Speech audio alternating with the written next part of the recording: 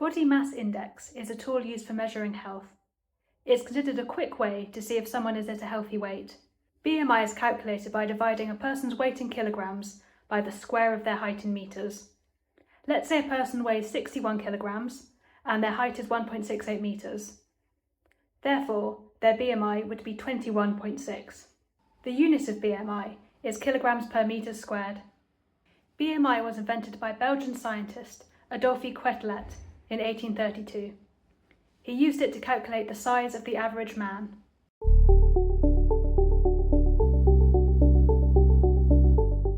Your BMI calculation will place you into a certain weight category.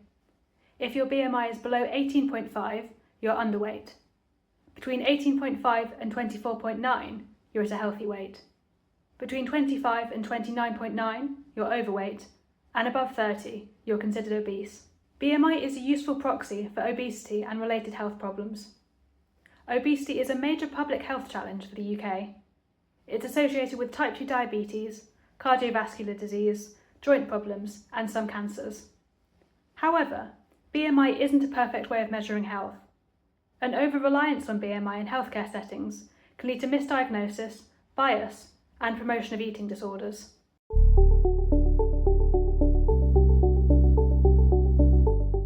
BMI is a continuous measurement, with BMI measurements in living people ranging as low as 6.7 and as high as 251.1. Where do you draw the lines?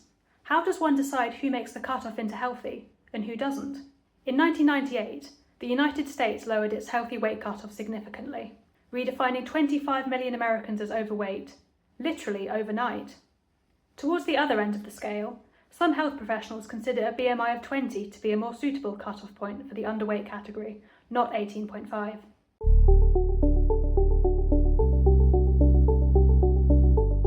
I mentioned earlier that BMI was invented by a Belgian man in the 1830s. His population sample consisted only of Caucasian men, which isn't representative of the world's population. Traditional BMI categories are not considered accurate for many minority ethnic groups, due to differences in body frame and fat distribution. For example, Asian people may be considered overweight at a BMI of 23, while Inuit people may not be considered overweight at a BMI of 25. BMI measurements also don't take into account the differences between men and women.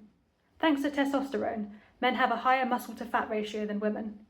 However, women are more likely to store excess fat on their hips and thighs, which is considered less harmful than men storing excess fat on their abdomen.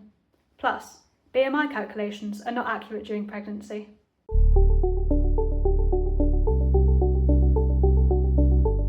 BMI isn't measured the same for children and teenagers. It's calculated the same way as an adult's BMI, but is instead compared to typical values for children the same age, using percentiles instead of weight categories. In the 5th percentile or lower, a child is considered underweight, and in the 95th percentile or higher, a child is considered obese. Why is a percentile chart used instead? Firstly, if adult weight categories were used, around half of primary school-aged children would be considered underweight, even if perfectly healthy and developing normally. Secondly, plotting BMI for age on a growth chart allows you to keep track of your child's growth.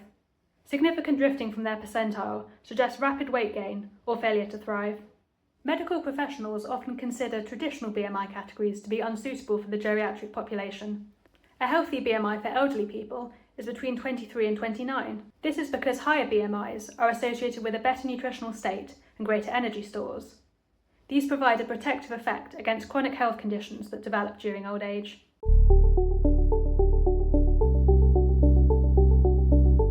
As well as not accounting for differences between demographic groups, BMI doesn't always account for variations between individuals. Primarily, BMI can't tell the difference between muscle and fat.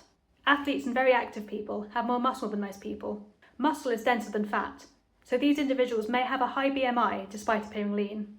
Jonny Wilkinson, a British athlete considered one of the best rugby union players of all time, has a BMI of 28.1, putting him firmly in the overweight category. This also means that many people who are skinny fat may slip under the radar. They are at a healthy weight according to their BMI, but have a high body fat percentage, which is associated with health problems. Standard BMI doesn't effectively account for other variation, such as very tall people, very short people, people with disabilities that impact height, such as dwarfism and spinal deformities, and amputees.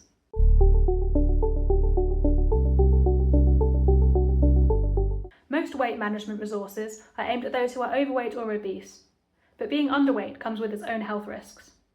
Side effects of being underweight include fatigue, weakness, hair thinning, and frequent illness. Being underweight long-term brings serious problems, such as osteoporosis, heart problems, increased risk of developing dementia, and a shorter lifespan. Just something worth remembering at a time when ultra-thin celebrities are being celebrated as the ideal.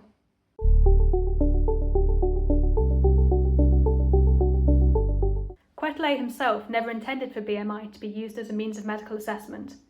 Instead of categorising the health of individuals, it's best suited for identifying trends in populations.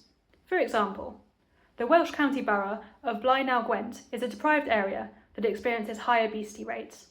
Autistic children are more likely to be underweight than neurotypical children. Vegetarians and vegans typically have lower BMIs than meat eaters. Thank you for watching. If you enjoyed the video, please like and subscribe.